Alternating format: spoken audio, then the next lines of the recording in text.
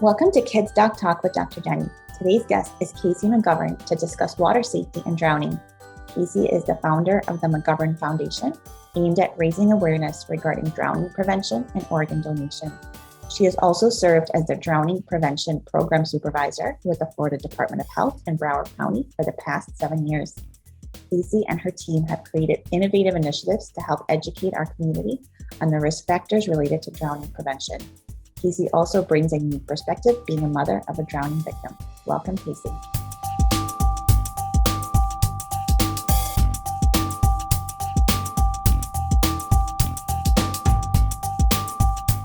Welcome to Kids Doc Talk with Dr. Jennie. Dr. Jennie is a board-certified pediatrician and is the Director of Telemedicine at Pediatric Associates. Hi, Cassie. Welcome. Thank you so much for joining. Thank you for having me. It's absolutely a pleasure. Sorry about that. Good. No, we're excited to have you. I feel like talking about water safety is always relevant when we're speaking about Florida, specifically South Florida. But for those listening outside of the state, now that summer is coming and it's getting warmer and we are seeing more and more outdoor activities, which is great, I felt like this was really an appropriate time to talk about it. So before we really jump in, tell us why you feel like it's important to talk about water safety, talk about drowning prevention. Why should this even be on anyone's radar? There's a couple different reasons that I am incredibly passionate about this topic. For one, drowning is the number one cause of death or unintentional death for children 1 to 4. Florida tends to lead the country with the amount of drownings that we have. So with the children 1 to 4 in that age group, they're just the most at risk for multiple reasons. And so I feel like it's incredibly important to recognize that and educate our parents and caregivers on the risk factors. The other side of why I feel like it's important is I am a mother of a drowning victim. My daughter, Edna Mae, passed away from a drowning in August of 2009. And I felt like I was just like many parents, just like all of you. I was at home with my 3 daughters. I was at home with my husband. And we had just purchased the house when our 3rd child, who is Edna Mae, was born. And we purchased the pool fence and put it up, and we felt like we were good to go. We spent many days in the pool. We probably were in the pool 3 to 5 days a week. And we felt like we were those helicopter parents, or very much involved with our kiddos. And when we'd have play dates, we would say, come to our house, our house is safe. And one of the big things that I felt like we lacked was just education on water safety. We never realized that great big tub in our backyard could possibly claim the life of our child. We knew that it was enjoyable and recreational, and we just enjoyed so many evenings and days in it, but never really thought about what could come from it. And so that afternoon we spent the day in the pool. We got out staggered, with me getting out first with them, and then my husband following soon after with our other ones. And in the process of just being busy, home life, everything else, one thing led to another. I went to the grocery store, came back, met her, put her in a little chair while I started to put my groceries away. And again, just being home and being a little busy, more so than norm, I walked out of the room where she was. And when I walked away from her, she was sitting there eating a snack. And when I came back to that room, she wasn't where I had left her. So immediately I started to kind of like go room to room looking for her. But again, I was incredibly complacent. I was very comfortable. Never really once thought anything could have happened or would happen. Just wanted to put my eyes on her. And so I went room to room looking for her before I proceeded to go outside. And even when I got outside, the pool was just not on my radar, because she used to have this little swing that she would just, like this little plastic play swing that she enjoyed. So I thought, let me just go peek on her. And it wasn't until I got almost past the pool when I saw the glimpse of our daughter floating in our pool. And so I immediately ran around and I grabbed her and I held her. I didn't think about saving her life. I just held her. Thankfully, my husband heard my screams and came out and put her on the coping and started CPR. And because of his quick thinking, we were given a week. We were given a week to be with her. And so she spent the week in the hospital. And as the week progressed, we realized that her prognosis was pretty grave. And so we were learning a lot about drowning prevention and how frequently it happens and how often families are affected by something that is so preventable. And so upon leaving her that following Monday, I made her a promise. I made her a promise that I'm going to do everything in my power to educate as many people as I can about the risk factors, and that this doesn't have to continue to happen. This doesn't have to continue to claim the lives of so many beautiful children. And so here I am, and that's why I do what I do every day. And I just appreciate the opportunity. Thank you so much for sharing that. And what a compelling and positive way for you to, continue your daughter's memory, and to make sure that parents and really all of us, even pediatricians, are educated about the critical importance of water safety. I unfortunately have heard many stories like this, and I find that many of them do occur in pools. So before we talk about things too that we can do as parents and as pediatricians to educate parents on pool safety, let's talk a little bit about drowning as like a whole. So other than pools, which we know unfortunately are common, where else can drowning happen? What other bodies of water we should also be wary of? Absolutely. And that's a great question, because I think that many people don't recognize that drowning happens in other places besides pools. I mean, obviously in South Florida, pools are probably between pools and canals are the primary cause or place where children drown. However, what we try to do with parents and caregivers is ask them to put their finger on their nose and on their lip. And again, this is kind of just like the piece of showing how much water it takes. It takes as little as 2 inches of water for a drowning to occur. And so it's really, really important for parents to recognize that even a large dog dish to a crawling child, a child that's crawling, is a hazard. And so we have to make sure that we're vigilant. We understand these pieces, because their heads weigh, at that age group, 1 to 4, their heads weigh more than the rest of their body. And so they get themselves into these environments and can't necessarily help themselves or pull themselves out of them. So it's incredibly important to just kind of walk around and just gauge your house and see what you may or may not have. We talk about the pools in the backyard. We talk about the canals. We talk about swales after a heavy rain. Then we also have the bathtubs. We encourage most families to either do the safety pieces on the toilets as well as the bathroom, or just keep that bathroom door shut at all times, just making sure that that's just common piece. Bathtubs, never, ever, ever leave your child in a bathtub, even if it's in a safety seat. Nothing is safe. When you're around any body of water, you have to make sure that you are there, keeping your eyes on your child 24/7. And so bathtub, making sure that all of that bath water drains completely, because again, even a washcloth getting stuck in there can lead just to 2 inches of water. So again, they're drawn to water. And buckets of mop water. Again, if it's murky and dirty, we've had many drownings that have happened in 5-gallon buckets of mop water. And so again, they get themselves into these positions and can't push themselves out of it.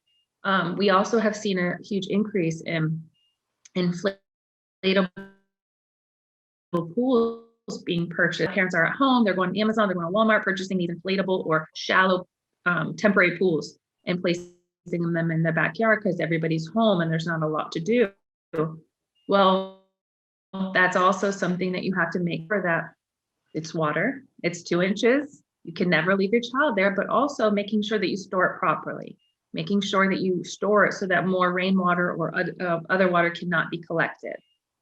One more piece is after a party, coolers. Many people might leave their cooler out on their patio for a couple of days after a party. Well, that ice will then melt and become water, and that could just be another hazard for a child to really think about and get into. So there's a lot of different pieces, a lot of different areas, but kids are creative. Kids get into trouble, and find these hazards, and you're like, oh my gosh, didn't know that was there. And so it's just another thing to be thinking about, that 2 inches of water is all it takes. I think that's really important. I like your example of really identifying what 2 inches is. It's really right, the distance between the nose and the bottom of the mouth, which is really not so much. So I think those examples are really powerful. Like, we probably don't think about coolers or mop water, right? Or inflatable pools, because, oh my goodness, how much water could you really put in there? But definitely all, I think, important hazards. And unfortunately, I've seen accidents and devastating accidents happen in almost all of those environments. So I'm glad that this has been brought up. A lot of parents will tell me, listen, my kid knows how to swim. Like, I know these are all dangerous, but like, we do swimming lessons. My kids know how to swim. And then I find that it gives them almost like a false sense of security. So let's talk about swimming lessons. How important are they? What's an age that has been shown to actually be preventative, right? In making in drowning and that's actually helpful in swimming safety, because I find that it's a lot older than people actually think. Yeah, absolutely. Which I might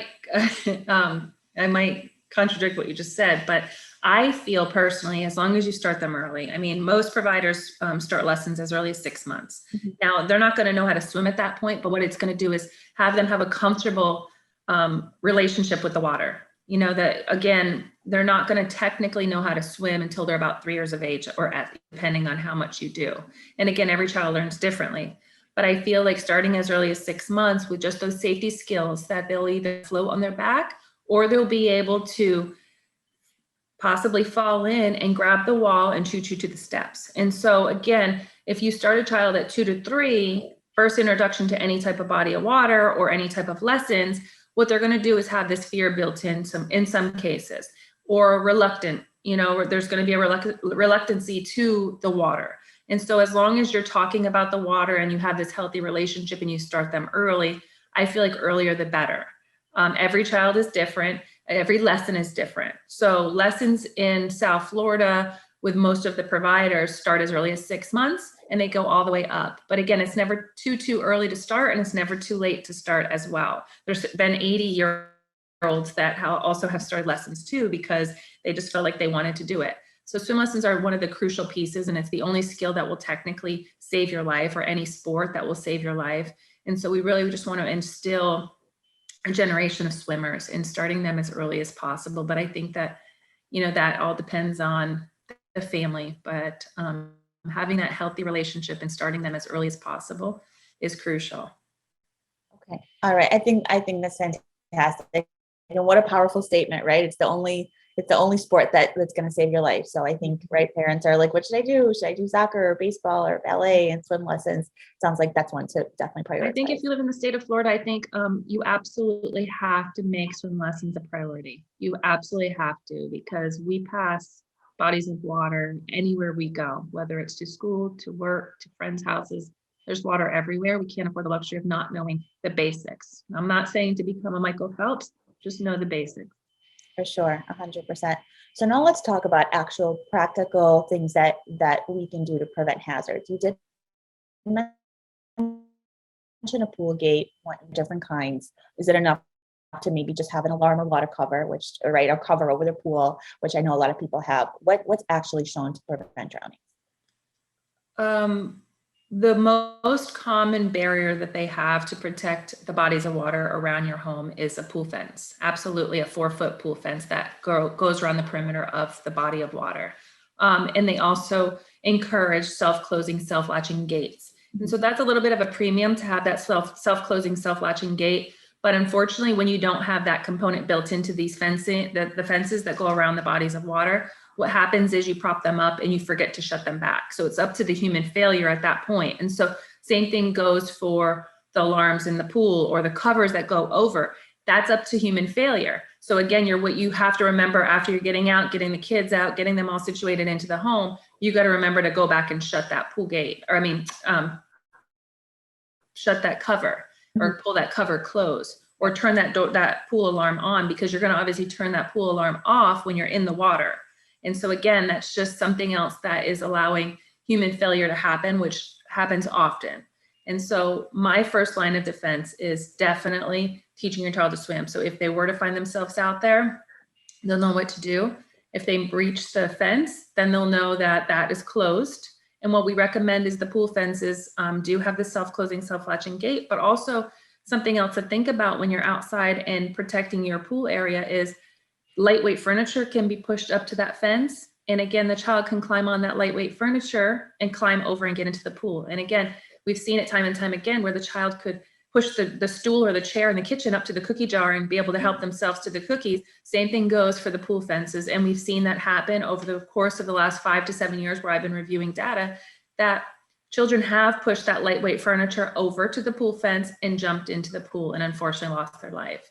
And so we have to make sure that those fences are in place and that you have those barriers protected in a way that they cannot gain access. I think that's really important. Probably not one that people think about, right? Because they feel like I have the gate, I have the alarm, I have like all these precautions, but then they have that nice outdoor furniture like right up against the gate. And so that's definitely a hazard that I think it's important to mention. I do see a lot of kids in the pool and the parents are like around, but maybe not super attentive. And they're relying on floaties, right? The little blow up floaties that are for babies and toddlers to kind of wear, even for older kids who don't know how to swim, right? But the kind that you wear, those always make me a little bit uncomfortable. Can we talk about floaties? Are they helpful at all? And should we feel safe with kids who are in the pool and wearing the floaties if there's not direct supervision? We say no to floaties. We say no to floaties. If a child does not know how to swim or has limited swimming ability, a parent should be within arm's reach, if not holding that child, period, end of story. It's a false sense of security for a parent as well as the child. The child just assumes that when they jump into the water, they're just gonna float. It also teaches the wrong technique too. You know, your horizontal versus, or your vertical versus horizontal. So what you're doing is you're bobbing in the water like this. So it's really creating a bad habit for the child rather than just coasting along the water and building those muscles so they become stronger and stronger. And so if a child does not know how to swim, a parent should be within arm's reach, if not holding that child. Incredibly important. Now, PFDs, personal flotation devices, as long as they're US Coast Guard approved, can be used at the beach because again, that's kind of like a water that's a little bit, a little bit unpredictable, I guess you would say, and the waves come crashing in. And so again, that just adds that other barrier. But again, it should be used definitely in boats. But again, any type of flotation device is just a false sense of security and should not be used when you're in the pool. When you say PFDs, I think of life vests. Is that what you mean? Is Yes. there any other kind of like acceptable flotation device or like blow up flotation device that we should feel safe with? We recommend US Coast Guard approved personal flotation devices, which is a PFD. And that's the only thing that we do as substitution for swim lessons or learning to swim. If a parent is in a controlled environment, a flotation device should not be used. They should be having supervision at all times and being able to be actively supervising their children when they're in and near the bodies of water.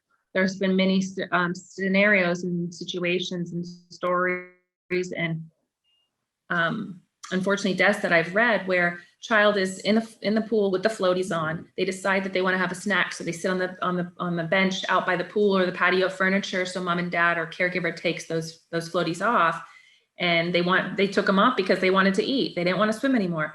30 seconds later, they're in the pool, and unfortunately, dad thinks they're sitting there eating. And so again, what it does is it's just offers such a false sense of security for both child as well as caregiver.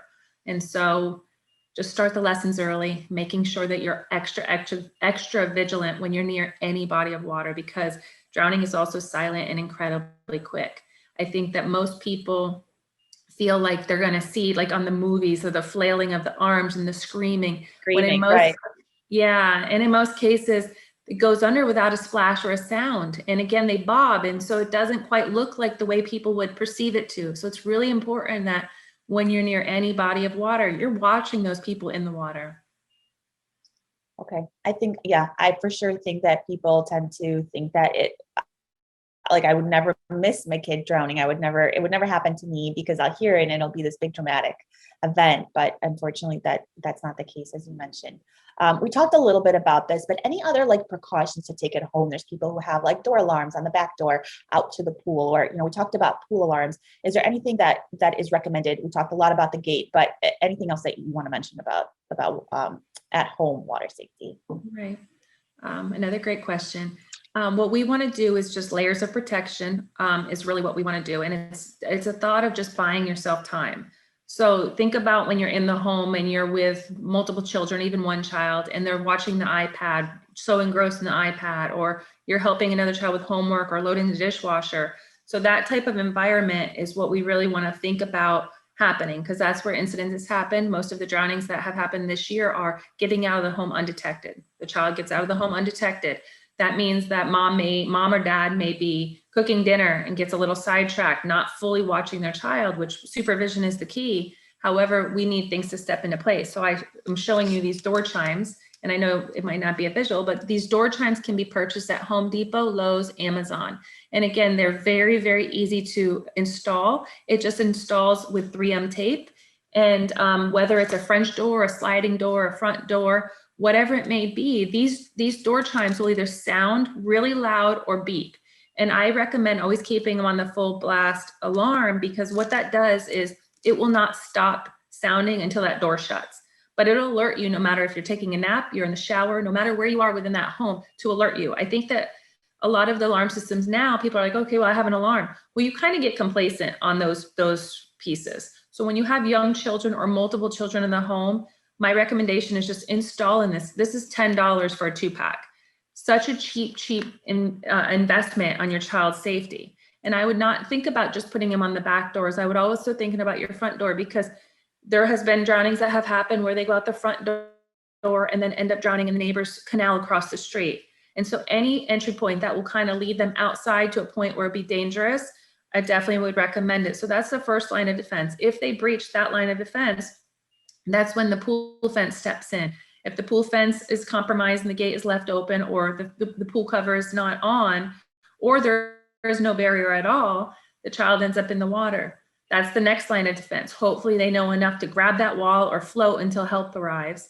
And last but not least, having parents know what to do and know CPR.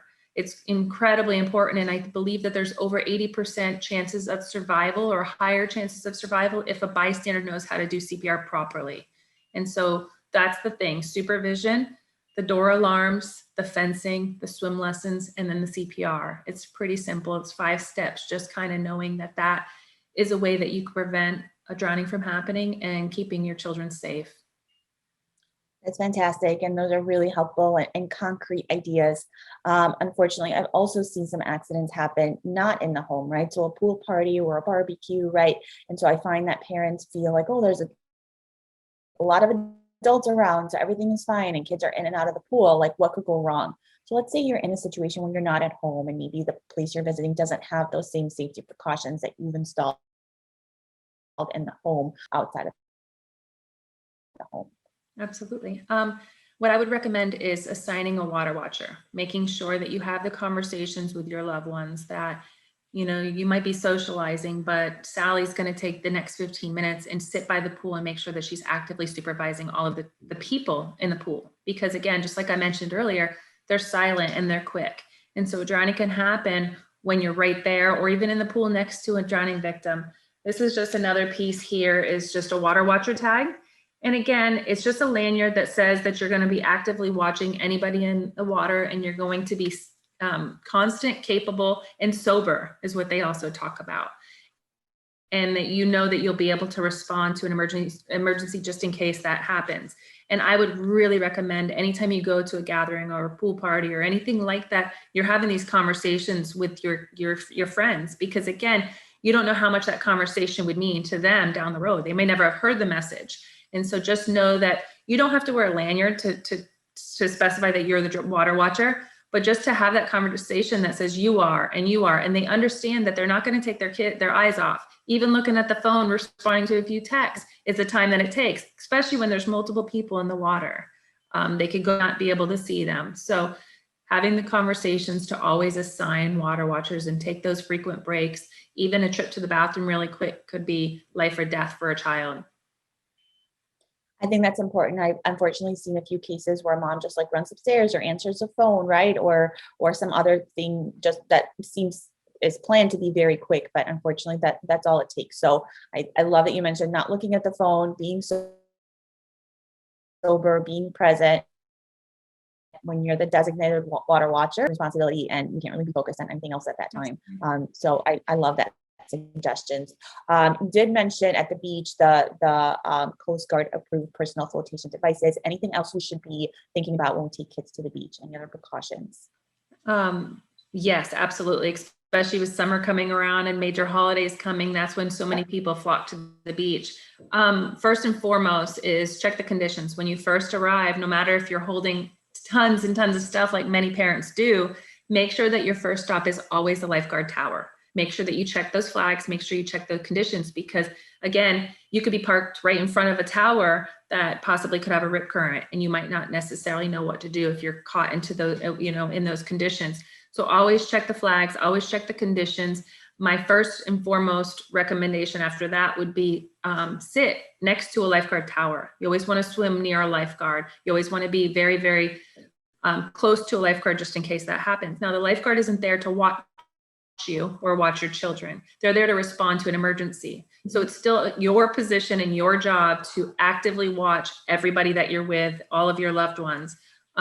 U.S. Coast Guard approved are for younger children. They don't necessarily have to be used by any measures, but again, just in case you want that extra little piece of safety, definitely get one of those life jackets or personal flotation devices and put that on your child just for that big wave that comes up really quick. You'll be able to respond, but be within arm's reach and check the conditions, check the flags, because again, from tower to tower, the conditions change at the water as well. So just be extra vigilant, because we know how unpredictable the ocean can be. And so you just got to make sure that you're actively watching and involved with anybody that's in that water.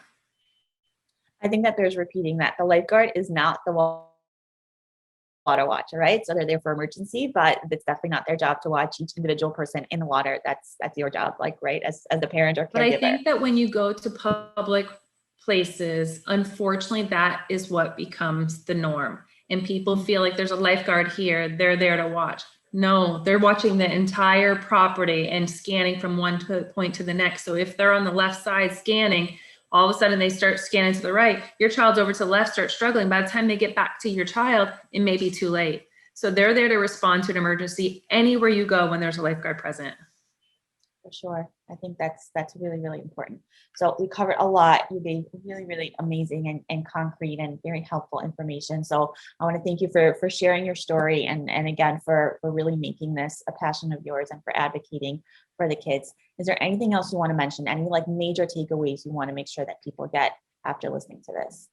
I think that the only thing that I really want people to understand is that it can happen to them, and to make a plan. Many of us have a plan. If a fire goes off in our, if we have a fire in our home, or if we have a flat tire, we know what to do. I think if you have children in your home, you have loved ones, have a plan. Have a plan, a water safety plan, because you don't ever expect it to happen, but it does happen. And last but not least, always check the water first. Your child decides to get up from the iPad, don't check the house, check the water areas first. Wonderful. Casey, thank you so much. Thanks again for coming and sharing your story. And we'll attach some links to our episode notes for where people can read more about you and the work that you do. Absolutely. Thank you so much for having me.